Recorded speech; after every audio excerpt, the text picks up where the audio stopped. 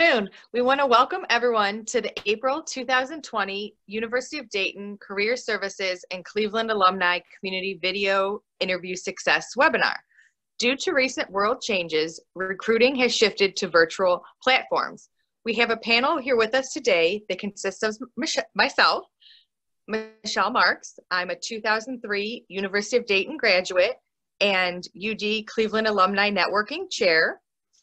Ken Gawelek, who is a 1989 graduate of the University of Dayton and the Cleveland Alumni Community Leader. We have Kelsey O'Ruick, who is the UD Assistant Director of Employee Relations. And our presenter today is Jason Eckert, who is the Executive Director of Career Services since 2008 at the University of Dayton. He came to UD from Marquette University. Jason has a Bachelor of Arts in Communication and Theological Studies from St. Louis University, a Master's of Science in Counseling and Student Personnel from Oklahoma State University, and is currently completing a PhD in Educational Leadership from the University of Dayton. He is originally from St. Louis, Missouri, and lives in Streetsboro, Ohio, with his wife and 3 children. Let's get this started. Without further ado, here's Jason. Just a couple of quick notes before we get started. We're encouraging all of you to use speaker view so that Jason and the other speakers show up in the center of your screen. And then we are looking forward to getting your questions through the chat box. So feel free to send any questions throughout the presentation. We'll be monitoring that throughout. Great. Well, thanks to Michelle and Ken, and I'll talk about them in a second, but thank you for those kind comments. Michelle, it's great having everyone on the call today. Hopefully our connection is good. I have 3 other children in my house who are online learners right now, and ask them to do their best to turn off Wi-Fi for the next hour, so think of them as well during this time. I'm going to share my screen. I've got a few brief slides to talk through with you this afternoon, and then we want to spend hopefully the bulk of our time with a question and answer period. Please use the chat box, as Kelsey pointed out, to send questions, and I look forward to that panel conversation here coming up in a few minutes. So I'm going to share my screen and go through a few slides.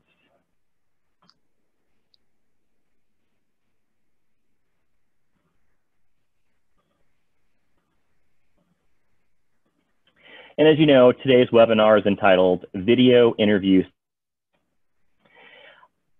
I want to open by really thanking Ken Gawelek, Michelle Marks, and everyone from the Cleveland alumni community. And for our students on the call this afternoon, Cleveland is a great place to be, to live, to work. And I have to tell you that our Cleveland alumni community is one of the strongest in the country. And the support that individuals like Ken and Michelle show to our students and to our fellow alums is amazing. So thanks to both of you and to everyone from Cleveland, and a very warm welcome of our alumni who may be on the webinar this afternoon. It goes without saying, as Michelle pointed out, that we are experiencing an unprecedented time of change right now related to the COVID-19 situation. So our thoughts and prayers go out to all of you. Please continue to be safe, to practice good distancing, and I firmly believe the world's going to come back better than ever down the road, but we have to get through this spring and this summer first. For those of you who are job seekers, to our students on the call today, to any job seekers, to alumni who may be furloughed from their employment, my advice to you is not to give up. There are industries that are hiring, and that's true in any crisis situation. And our department is happy to help you during this very challenging time. Our career advisors are ready to assist both alumni and students with career advising appointments. You can always get on our calendar by visiting our website, by visiting Handshake, or by calling the office, and that number 229-2045. In addition, especially for our students on the call today, we have a group of student staff members who are very trained and ready to assist you every weekday when classes are in session from noon to 3. We call that service drop-in hours, and you can find the Zoom link for that service on our webpage, or perhaps I could ask my colleague Katie Beckman to type that link into the chat box as well for those drop-in hours.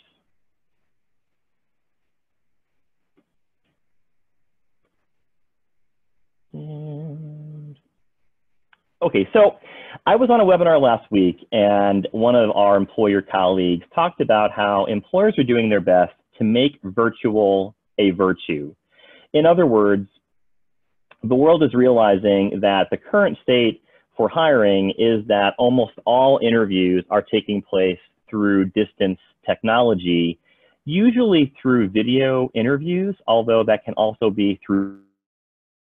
I would argue that as we are getting more and more used to this virtual state, this could become a part of the future state of this country.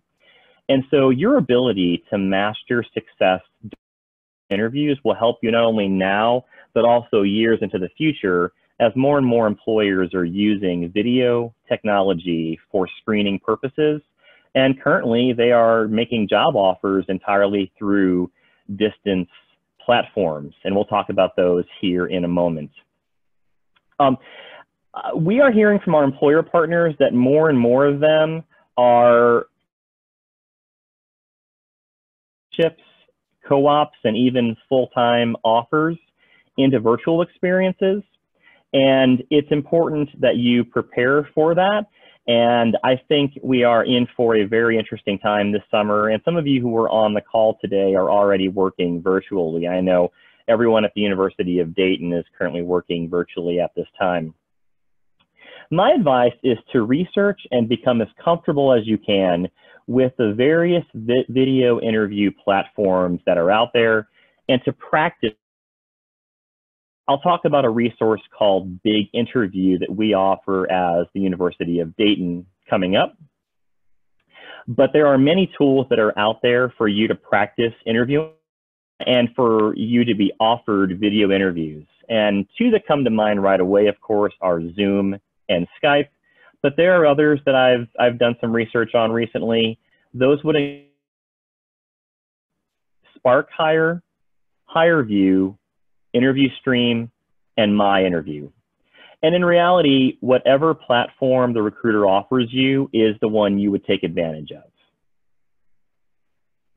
And so in preparing for this workshop, our planning group, Michelle, Ken, Kelsey, and I have some tips for success to offer you going through this situation. So number one, be prepared. You should treat a virtual interview really in the same way interview in terms of your research and preparation, the homework that you do, and what you know about the organization, its mission, and its needs. Be, as I say, ready to roll when you click the link that's been sent to you. If you click a link for Zoom or Skype or you name the service, when your camera turns on, you need to be prepared, ready to go, and looking at your camera. I've heard of some students, some alumni who clicked the link and maybe weren't quite ready, weren't quite dressed at that point. So when you click the link, be ready to go. As I'm trying to do right now, please look at your camera during a video interview. Ken gave me a bullseye sticker over his camera, and that reminds him to look at that bullseye during a video call, a video meeting, or in our cases today for practice, a video interview. The people who are looking at you on the screen are using the camera to see your face. And so while it's very easy to look down at the other people, at your content, practice looking at the camera. Try to position your camera at eye level. Some tips that I've seen recently, if you are a top, to prop it up a little bit. Or you could use something like a thick textbook, a binder, or a box to lift your computer up to eye level, which will make for a more natural interaction. Do your best during the video interview to sit still or perhaps stand still. If you have a standing desk or if you can put your laptop on a higher surface and you are comfortable standing, you could also conduct the interview from a standing perspective. However, in my case, I have a box under my computer to lift the screen to my eye level and also to do my best to, in this case, sit still. Try to address the recruiters by name. In a platform like Zoom, you're going to see their names on the screen. If not, if they're going around like we did during the start of this webinar, do your best to jot down their names and then refer to them by name. It'll also be very helpful as you are writing a thank you note after your experience. One of the nice things about the video interview, and the same would really apply to an environment like a phone interview, is that you can artfully cheat during the interview. Now, I'm not implying any behavior. However, if you have some things you'd like to remember, you could tape that to the side of your monitor. You could tape that near your screen. And as long as you're keeping good eye contact, you can have those help you succeed even more during the video interview. The following are some additional considerations that we'd like for you to consider. Lighting. Hopefully you can see my face during the call today, and that is as visible as it possibly can be. As I say on the slide, try to face the light. So have the light or the window of a room be in front of you as opposed to being behind you. If you have a window behind you, it can be distracting, and that can also have your face not appear as bright as it should be during the actual interview. And the good thing is you can practice this before the interview. Think about your background. It's great to have a blank wall, or it's great to have maybe a single painting behind you. I don't know if my background today is perfect, but it is something that I'm comfortable with. I have some University of Dayton items behind me, and it's something that I'm proud of. But remember to look at background and have it not be too distracting. Remember professional attire, and I would encourage you to look professional throughout your appearance. So shirt, blouse, suit jacket, or blazer, but also wear, this may sound strange, but wear pants, wear dress pants during the interview. You never know what might happen if you have to. Happens if your screen tilts unexpectedly. We all may be enjoying some online videos right now where a speaker is dressed professionally on top, but then wearing shorts on the bottom. So I would encourage you to dress professionally with your entire appearance like you would in the job interview. In addition, research shows that we feel more prepared and we are dressed professionally. And even for a phone interview, I would encourage you to get dressed up, because that way you're going to feel like you have your game face on. You're ready for that experience. Be prepared for any technical issues. I have heard from some job seekers that had the platform for the interview change at the very beginning of the interview, or perhaps that may be communicated to you in an email as you're beginning the interview. So be prepared for late changes to modality. Perhaps someone may go from Skype to FaceTime. The successful job seeker will maintain poise, grace, and flexibility in terms of the technology that is used during the interview.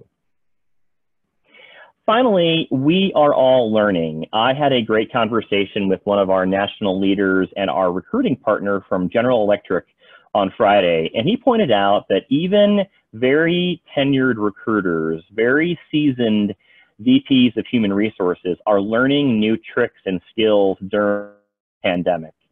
And so have patience with the process. Some people that are interviewing you may have difficulties with technology. Smile, be graceful, and adjust to those changes. So what is the one-way experience? We have seen in the last 5 years that a growing number of organizations are conducting screening interviews through a one-way interview. What that means, you may be asked to sign up for a platform, to log in during a certain time, and to respond to a series of preset or pre-recorded questions. Admittedly, this is not nearly as warm or as engaging as a traditional live two-way interview. But if you're offered that as a screening opportunity, I would encourage you to make the most of it, to take that seriously, to do your preparation, to look into the camera and to give your best possible answer. The good news is that through tools like Big Interview, which I'll talk about here on the next slide, you can easily practice for this and master the art of the one-way experience. As I mentioned, the University of Dayton does actively subscribe to a resource called Big Interview, and I have the Big Interview URL available on the slide here, and I would encourage in Career Services to put a link into the chat, if you don't mind, where our students and our alumni can access Big Interview. If you are a University of Dayton alum or even a friend of the university, you can access Big Interview through a guest code, and that guest passcode to create your account is 1850, the year the great University of Dayton was founded. For our students, you'll be able to log in using your University of Dayton email address, and that's true for any faculty or staff members who may be today as well. And you see a screenshot on the bottom right of my slide, which is the initial screen when you log into Big Interview. Big Interview allows you to practice thousands of realistic pre-recorded experiences. Big Interview has hired recruiters to record themselves asking common interview questions, and then you can practice those by your laptop, your tablet, your cell phone, ask you the question, and then you can actively practice that question, recording a response, and you can watch that response, how well you did. You can also schedule a meeting with a member of the Career Services staff to review your responses through Big Interview. So what do you do after the interview? After, in this case, the video or perhaps phone interview? I'm a big believer in assessment and assessing your performance. So ask yourself some questions. What went well during the, could I have improved upon? And perhaps take some notes on that. Write down questions that may have been difficult for you, and then be prepared to practice those questions and even ask for help from a career advisor from Career Services to ask us to ask you those questions and then give you feedback. You can also likely find those same questions in Big Interview.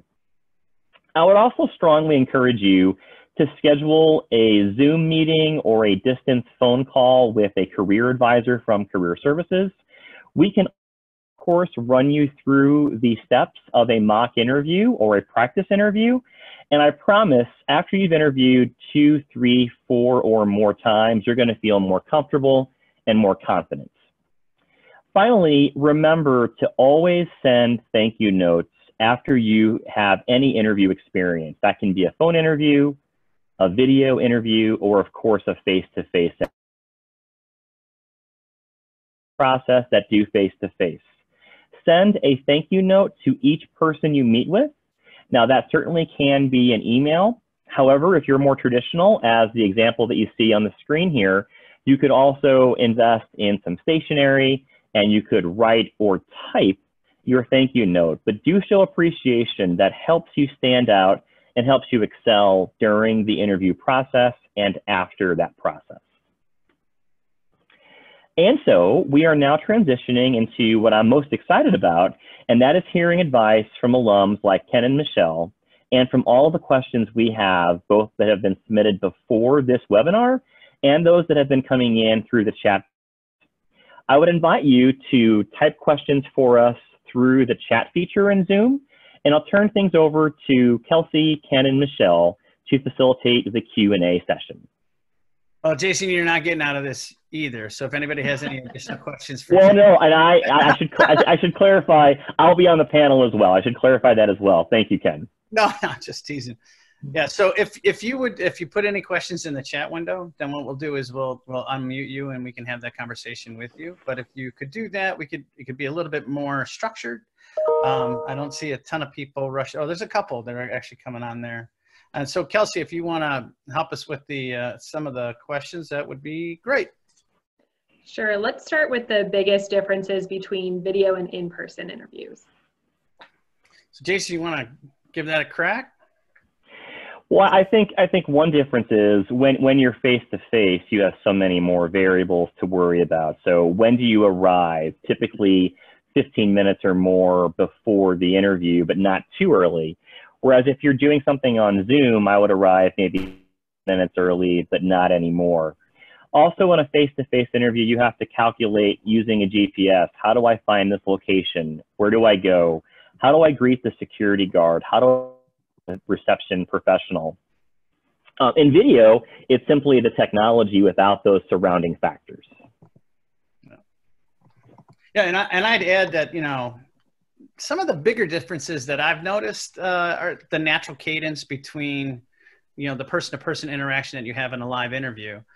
What I, you know, the pro tip around this is actually pause a little bit or allow pauses at the end of sentences a little bit longer. So just elongate that pause, nothing, you know, uncomfortable, but allow the interviewer to get to the end of the sentence, because you may not be sensing that there's yet another question or a follow-up there, and you don't want to be, you know, stepping on the interviewer. But then, you know, if you allow for that, it also allows you a little bit more time to think about how you want to answer that. And, you know, even though it will seem maybe a little abnormal, it's probably the best thing for a video interaction.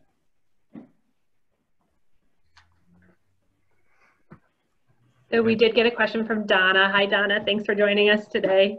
She said, companies are or will run leaner. Do you think we'll see stronger demand for freelance, consultant, contractor talent? And if so, could this be a pathway to future employment? So a lot of the experts are talking about what can job seekers do this summer during what may be still a questionable time in terms of the virus and conditions throughout the country. And I do think flexible forms of employment, freelancing, consulting, contract work can certainly be something that people can do to gain valuable skills.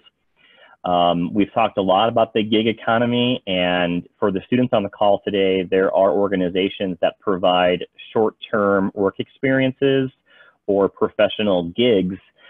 We have those in career services. So I would agree with the question that Donna asked, that those experiences can be a gateway for job seekers. No, absolutely. And I'd also add that, you know, in this environment, because budgets are very, let's say, fluid, the consideration of actually having very talented people kind of pop in and work on projects that are urgent and current, but may not be long-term, also gives you an opportunity to jump in. You know, I did consulting for a number of years, and it's actually a gateway into that company. You get to try that company on, they get to try you on. It's kind of like dating a company from a career perspective. So you know, if you have an opportunity to jump in and do some consulting work, I highly recommend it. And these opportunities were strong even before the COVID pandemic happened as well. So we saw a lot of folks doing some consulting and virtual work even before all of this. So you can take advantage in good and bad times. All right, another question. How is the interviewer experience and thought process changing within the online interview? How is GE facing it, Jason? That's a great question. So GE, I think, has a diverse response to this. So you may have read in any of the business publications that GE is currently furloughing a pretty large number of their aviation workforce. Having said that, they also know that they have a growing need for young talent. And when I say young, I'm referring to emerging talent, people changing occupations, people leaving the higher education landscape. Looking at our students, GE has been kind enough to continue to honor all the offers for internships, co-ops, and full-time roles. And they're converting a lot of those experiences to virtual workspaces for the summer. We've heard from a lot of our employers who are honoring internship offers and converting that either to 100% virtual or they're indicating they're going to do the onboarding through a virtual process. And then perhaps midsummer, that could change to a face-to-face opportunity based upon how conditions in the world change. Ken, what are your thoughts? It's in line with that. It's interesting to hear the perspective from GE. I just took a job with VMware in January, and I didn't have a physical interview with anybody.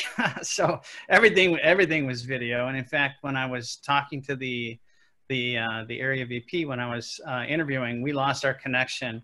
And fortunately, you know, I had her number, so I just called her, and she's like, "Oh, hey, great, thanks for calling me." She was, "I'm really struggling with my technology," not realizing that she was actually in Denver, and we lost the connection at her end because she's actually on satellite. So again, it echoes back to your point in the presentation, Jason, about being flexible. But I think more and more big companies are looking at the expense of actually flying candidates around the globe. And thinking about that, you know, much of the work now, we will exit this pandemic a very different way from an interpersonal perspective, and that will definitely impact businesses. I think businesses are realizing now that there's more that they can actually do virtually, and so there'll be a virtual component to, I think, every job that will exist going forward. I was talking to a recruiter at a tech company on Friday about this exact question that Katie on, and her comment was, we're asking ourselves, should we fly to California at a cost of $4,000 to conduct 6 interviews on a college campus, or can that be better done through Zoom or Skype interviews from our offices here in Dayton? And I think more and more companies are asking those questions. Yeah. And there was some clarification on that question. Can you give an interviewer perspective? So if you are the interviewer, how is the experience different from interviewing someone in person? I've had to interview people virtually and not had the opportunity to fly them in and meet them in person. And for me, you know, a character interview and you know, an engineering interview is mostly where I end up having to kind of concentrate. That has not really changed my thought process around understanding a person. I think people can really, they can transmit their personality fairly well. I think you can get at that with the standard personality type questions and that exist within the interviewing world already.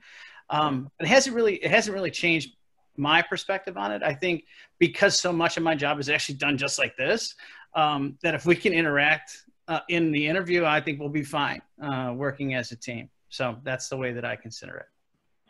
From talking to a few students through this process of seniors right now, often for a final interview, you would go on site and have a series of interviews, maybe 3, 4, 6 stops when you're visiting a company. What we're now seeing is that may become 4 or 5 different Zoom rooms, or you're being passed through technology from one person to all, trying to gain a sense as to who you are and what your credentials are like. Really, in summary, it sounds like the interviewer's perspective stays the same regardless of the method, that they're just trying to get to know the candidate and assess their fit for the company and the role. Thank you both for sharing. We're getting some questions and some experiences about technology issues and attendees' own issues with technology during video or phone interviews. Can you share how best to prepare your technical resources for video interviews, and especially addressing the question, what happens if you lose it partway through? All right, so Alex, that's a good question. I just read your question as it came up. You know, you can, anytime that you're actually in the interview, you should immediately let the interviewer know that you can't hear them well, or there's a problem with the connection. You know, it can feel a little uncomfortable, and maybe you feel like maybe it's on your end, but it could be on their end, and no one really knows. I mean, I work in the industry, and who knows? I mean, it could be my end, could be your end. It doesn't really matter. So immediately let the interviewer know that you're not hearing them clearly, and you know, try to resolve the connection quickly. If you can't resolve the connection quickly, because just the video looks good doesn't mean that the audio is actually, particularly good. The real pro tip here is, as you had stated, ask the interviewer up front in the interview, if we have any problems, what can I call you? Just call you on a number. Is there another number I can reach you at? And have that up front. Sometimes that initiative, it pays off dividends in the end. And then, also, if you give it, the session video degrades in the middle of the session, make sure you tell them, like, I think the video is degrading a little bit here. I'm having hard time seeing you or hearing you. You can always prompt that when you ask them that question, can you hear me? When you ask the question, can you hear me well? That almost automatically prompts them to say, oh yeah, I can hear you pretty well. Can you hear me well? And so it's kind of a, reverse psychology kind of way of saying, like, I can't hear you. Can you hear me? And then they'll automatically ask you back. So if there's any self-consciousness in that, I think you should just definitely put that aside. I think we're, as Jason mentioned, we're all really learning how to do this better. To add to what Ken had to say, I would say to do your best to do a technology drive-through before the interview. I encourage job seekers who are going face-to-face to interview to actually try to time out that drive so you're sure you're early for the interview. In the same way, test your technology at a similar day if possible at home, and use one of the speed test websites to test your internet connection. See if Wi-Fi is good enough in your house or your apartment or wherever you're living. And if possible, try to use a wire to speed up the connection. For our students, once we return to campus in the fall, and I'm keeping my fingers crossed in saying that, Career Services and our new facility, the Employer Engagement Center, have a number of wired connection rooms, whereas if you are invited to a Zoom interview or a Skype interview, you can come and plug in and have a much faster and more reliable connection, as opposed to perhaps what you may be experiencing in a residence hall or your house on campus. And as Jason, as you also pointed out, if you can't get to UD or you can't get to a place where you've got really reliable bandwidth, maybe you're living in a situation where you got roommates. Like I've got some roommates here. I've told them to stay off the Wi-Fi for an hour, please. And if you have a fan or an air conditioner that's making a little bit of noise, like if you can hear it, you'd be surprised how much these microphones actually pick up and make it louder on the other end. So kind of try and quiet down your personal location so that it's not distracting in any way. There's a question about taking notes. I know personally I like to take notes during an interview. Is that still appropriate during a video interview? And you are going to have to look away from the camera if you're taking notes. So how does that look to the interviewer? Yeah, absolutely. I think you should absolutely definitely take notes. Highly, highly recommend it. Especially when you get these 3- and 4-part questions and you're trying to remember, all the different parts of the question. But, if you are gonna, if you try and situate yourself well so that you can make a note. But if your hands are off camera, you should probably just say, hey, let me just jot this down. I want to make sure that I get every part of your question. Let the interviewer know what you're doing so it doesn't look like you're just distracted with something off camera, and jot down that note. So I still think there's a protocol for you to actually say, hey, let me just jot down this note and make sure that I get this right. Let me make sure that I got your question right. And then you can repeat the question as well, which is always a good, pro tip in the interview to actually show that you're engaged in the interview, you're understanding, you're listening. So it goes without saying, you should definitely go ahead and jot down the notes, but you might want to let them know what you're doing. Yeah, I agree with Ken. And in fact, if we were face-to-face right now, sitting across from each other, and I stared into your eyes the entire time, that would become awkward. So keep in mind, it is okay to glance away and then glance back. I think as long as your primary focus is on that camera lens, maybe that's 75% of your time, you're going to come across as positive. So if I right now look at my notepad, which I literally have next to my laptop, and take that quick note, that was a matter of 4 seconds, and that's not going to hurt your chances in the eyes of the recruiter. And those notes are super helpful for any thank you notes that you're writing after. All of this also applies to phone interviews. So if you think about those kind of awkward pauses after the question as interviewers are taking notes about your answers, just embrace the pauses. It's going to happen during these virtual interviews. Yeah.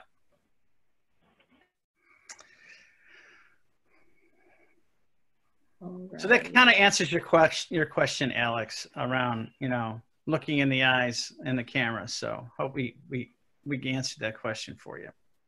We have any other questions there? We do. So there's a question about the difference in video interviews with one interviewer versus a panel interview. So should the interviewee prepare differently for this?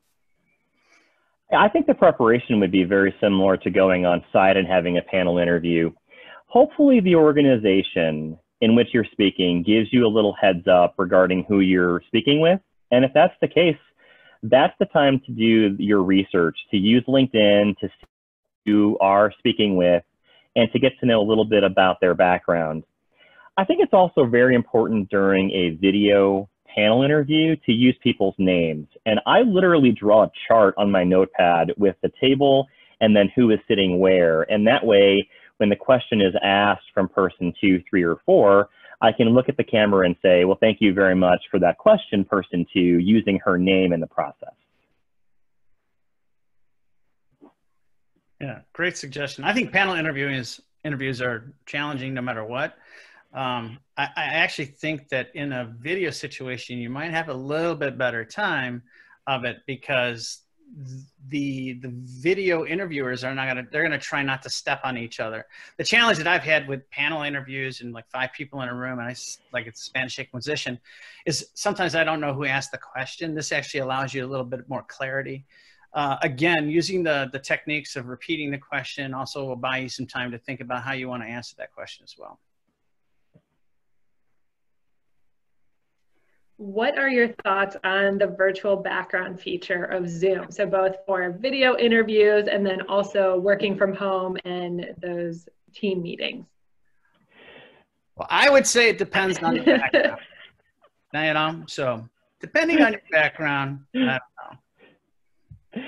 You know, I think for fun chats, and our family has had some group chats through video conferencing. I think it's fun and it's fine. I would be very careful in a professional setting. Yesterday, there was a large video call involving members from the university, and one of our colleagues had a very distracting background. And as he moved, you lost parts of his face. And I thought, wow, that really hurt his credibility in the important message he was communicating. So I would discourage the use of Zoom backgrounds during a interview unless you really have a professional setup and you feel extra confident in doing it.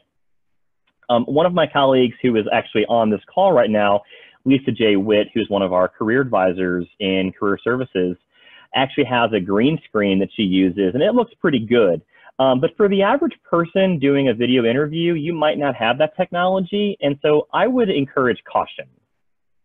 Yeah.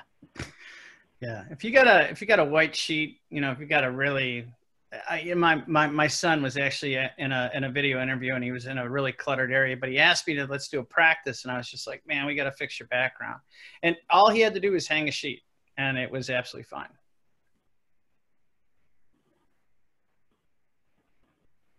I also know that certain computer systems don't support the Zoom background process. So if you've tried and you can't make it work, you have to have certain processing speed and certain graphic card qualifications or specifications to make that work. And not every computer has that natively. Yeah. So how are we doing? We have any more questions coming in, Kelsey? Oh, I see. Is there a way to zoom the camera in or out? Let's see that question. So this is a zoom in. And this is a zoom.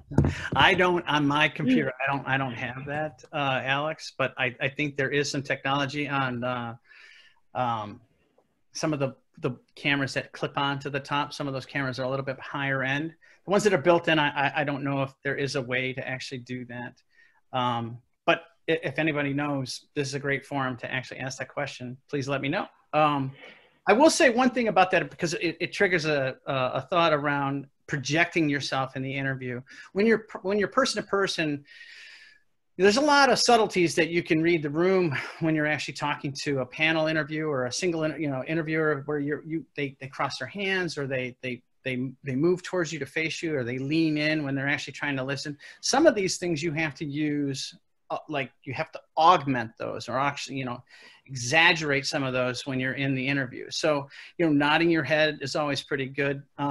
Use of the space that you have within the frame that we have, but you can lean in and you can, you know, ponder the thought if you want to, but I would imagine you should use those a little sparingly. But you do have to project your personality. You do have to project your interest. And so I would highly recommend doing that. Most of the services that are offered don't allow for a Zoom feature, pardon the pun, in terms of the camera actually zooming in and out.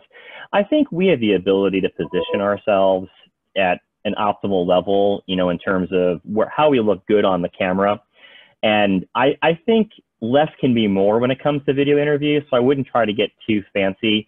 I would check yourself, see where you look pretty good in that camera angle, and then stick with that. Now, I will say, in preparation for this webinar today, I did a little research, and there's an article in the Wall Street Journal from last week that has a lot of tips for preparing for the Zoom experience. And apparently, Snapchat does have an app you can download, and you can apply some filters even to a native laptop's or desktop's web camera. So you could look at that a little bit. And if you also are using Zoom, down on the bottom left where it says stop video, there are video settings, and one of those settings allows you to use a filter to improve the quality of the image, and I've tried that. I need a lot of help when it comes to images on camera, teasing, hopefully. And I do think that that does make the image look a little bit sharper. In that same area, there's also in your video settings option, there's an option to enable HD. For me, that zooms it out a little bit, so you can play with that as well and see what setting you prefer. To Ken's point about demonstrating engagement during the video interview, I know for some people it can be rather draining to do a video interview. You have to change the tone of your voice and your facial expressions, and you're showing your engagement in a little bit of a different way or in a more overt way through videos. So it can just be a different experience, and just try to be prepared for that. There is another question about a preference between using a laptop or a cell phone for virtual interviewing. So from your perspective as a user and interviewee, and also from the perspective of the interviewer, if you could address that question. Well, I've had to do both. My preference is actually to have the video device kind of anchored someplace. So in the case of, I had, I think it was back when I had an iPhone 6, I basically just taped it to a box so that it was actually at the right angle for me. And then I propped that box up, and then that was the way it was going to be. You don't have to really worry about covering anything up, just provided you're not covering up that camera. And then for me, that really works well. I like having a fixed point to look at and realize that I can come back to the conversation. I can look away and come back, and it's at the same spot. Holding it would be difficult for me. And I had an interview like that and didn't go really well. So I'm going to go with a fixed location from this point forward. So I tend to be fairly traditional when it comes to technology, and I really enjoy using a computer, and I think the connection's a little more reliable. Having said that, I know that a lot of our students really enjoy the cell phone environment or the tablet environment. And if that's the case, there are really good apps for these services. Skype and Zoom have exceptional apps for the cell phone. My advice would be, as Ken pointed out, to use to mount that camera. I can't imagine holding a cell phone during the course of a 1 hour or more interview. However, I have seen some tools online, and I'm actually looking into one from my home office, where it's a tripod with a light built in, and in the middle of the light is a mount for a smartphone. And that way, the light is projecting, illuminating your face to the best possible level, and it's holding your cell phone in a centered and steady manner. And I think that would be a really brilliant way to do an interview if you are someone more comfortable with cell phone technology. Or you don't have a laptop that has a camera or whatever, yeah. And that's a really good point. I think we make assumptions about privilege and access, and sometimes simply don't have a laptop, or they had to leave campus quickly and didn't have access to their computer. So that's a great point, Ken. Yes, this time period is exacerbating some of the differences in socioeconomic status and access. So we just had a conversation yesterday with some recruiters, and the ones that we talked to are very mindful of this and open to phone interviews if video is not available. So for the most part, they will be quite accommodating because they're interested in talking to the candidate, and they'll do it any way that they can make it happen. Yeah. There's another question. Are there resources available for consulting and project-oriented work? What does that process look like to attain the jobs like that? And how do you network with recruiters for those types of positions? That's a good question. Well, obviously, I mean, you guys could give a plug for Handshake. I don't know if I think Handshake, I've seen some consulting short-term gigs on Handshake. So I definitely would, that's a free resource to UD alumni and your alumni forever. Really no other school that I'm familiar with has any services that compare to what UD actually has as a continuing service to its alumni. So definitely register for Handshake and take advantage of that if you haven't already. But there are, like Indeed actually has categories that you check off when you look on Indeed.com and in jobs.com, you can look for part-time consulting or contract work in that category. And those are probably some of the best resources. There are companies like Adecco that specifically hires experts, subject matter experts for short-term commitments. You're actually a W-2 employee to Adecco, but the initial part, the way you get into Adecco is actually you do a consulting gig for them on a 1099, and then they may bring you in as a full-time employee, and you'll be on their bench, so to speak, that they'll, as a resource for them to use in future projects. Jason, what's your experience? I think Ken took the words out of my mouth in terms of using sites like Handshake, which is available to all students and alumni, and even Indeed.com to look for short-term opportunities and consulting roles. I will time who have even went to their LinkedIn feed to simply talk about their experience and say, if any of you who are connected with me through LinkedIn have any need for short-term consulting work, know that I'm available and at your service.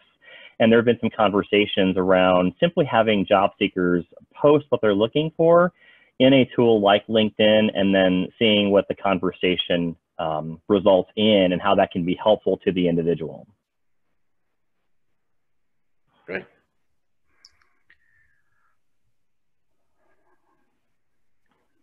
We see any more questions? Yeah. I do see a question about this of having something to drink, a glass of water.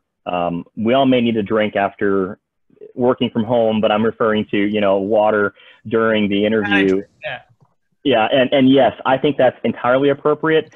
And that's appropriate, by the way, to have a bottle of water or a reusable container during a face-to-face job interview as well. But if you feel a cough coming on, if you feel like your throat is dry, absolutely take a sip of water during the interview. I've done that in this webinar today, and that's entirely appropriate. Yeah, I was going to call you out on that, Jason. So yeah. I mean, it just, some of these things are, the video aspect of the interview changes, but it doesn't change our humanness. And you might have a cough coming on, you might have a sneeze coming on. You're going to handle that the best you can handle it. Fortunately, if you're on a video link, I don't have to worry about like dodging your sneeze or anything. But yeah, definitely, it's a great pro tip to have some water nearby in case you get a little tight in the throat. And it also, again, buys you a little bit of time if you take a sip of water in between questions. So I would say to always be mindful of what you're putting on camera and how someone could react to that. So for example, and I hope I don't make my Cleveland friends upset, I actually was drinking out of a Cincinnati Red Legs plastic cup. You're dead to me, Jason. You're dead to me now. Yeah, yeah. I'm sorry to my Indians friends who are baseball fanatics as well. So in a friendly University of Dayton audience today, I probably wouldn't have used that exact cup if I was on a job interview. Yeah, yeah, and that's a great point. Be mindful of anything that might come into frame when you're in the conversation, whether whether you're doing it on purpose or you accidentally. Kind of be aware of your surroundings. Be aware that the camera eye is going to be picking up things that you may or may not have noticed. And have a conversation with your roommates, your children, people who may live with you, because you may have someone who came out of a corner and ran through that camera, whether or not they're looking their best. So I definitely would encourage you to talk to people in your house, in your apartment, and to say, I'm on an interview between 1 and 2 p.m. Please phone and try to stay off the Wi-Fi. There's a question about virtual networking opportunities for UD alumni. Flyer Connection is a great website. I'll have Katie throw the link into the chat. And there's an alumni mentoring program that alumni and students can connect. There's kind of short-term networking opportunities. You have a question that you want answered. There are different affinity groups. So that's going to be a really good resource for you. I will say Career Services is also exploring kind of networking industry nights as we move into this new phase, doing smaller targeted groups. So if that's something that you're interested in, please let us know. We would love to host those if that's of interest to folks. So if you are interested, let us know if you're from the employer side or the job seeker side and what industry you want to see first. And then I'll let Jason and Ken jump in if there's anything else any other recommendations. Oh, no, that pretty much covers it. Do reach out to other alumni. I mean, quite honestly, I can't emphasize it enough. I mean, the services that Jason and the University of Dayton in general actually offer to the alumni are, far exceed any other offering you'll get from any other university. So definitely take advantage of that. I mean, we're Flyers forever. So, make sure that you're reaching out to other Flyers on LinkedIn as well. That's a great way to get started with. If you see somebody who's actually on LinkedIn, and this is part of Jason's LinkedIn webinar as well. So take a chance, take a chance on looking through some of the things that are actually available through the university. Reach out to me if you need some suggestions. I'm on LinkedIn. You can definitely find me there. Jason's on LinkedIn. You can find him there. But there are a lot of services that are out there, and there's a lot of Flyers that are out there that can probably help. Well, Ken, thank you for those plugs. I definitely owe you several drinks now.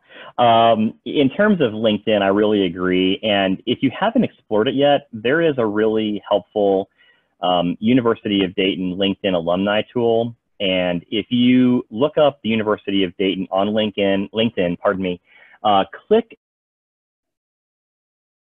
on the left side of your screen. There are over 80,000 alumni that have an active presence in LinkedIn.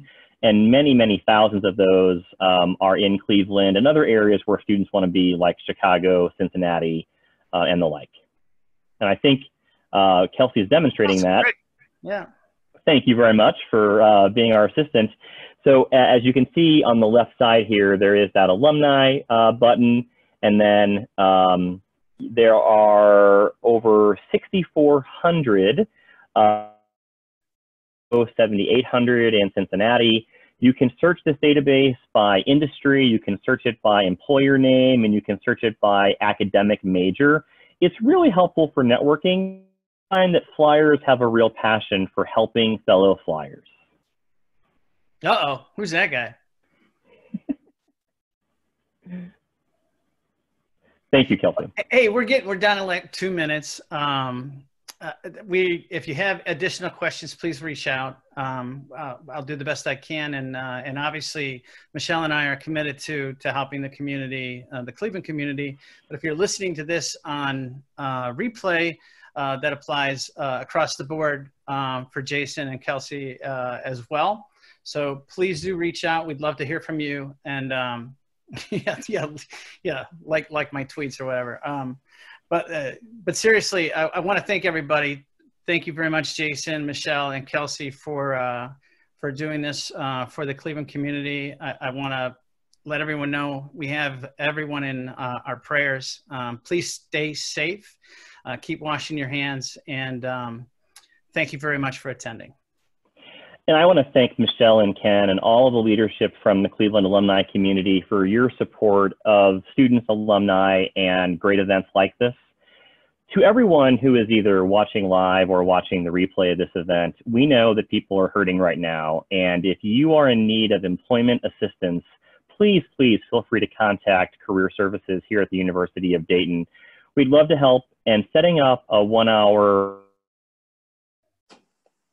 career advisor would be a great start to a job search or to adjusting during the elements during this very unpredictable time. All right. Well, thank you very much. Thank you. Have a great day. Go Michelle, Flyers. Go Michelle. Go Flyers. Go Flyers. Go Flyers, yeah.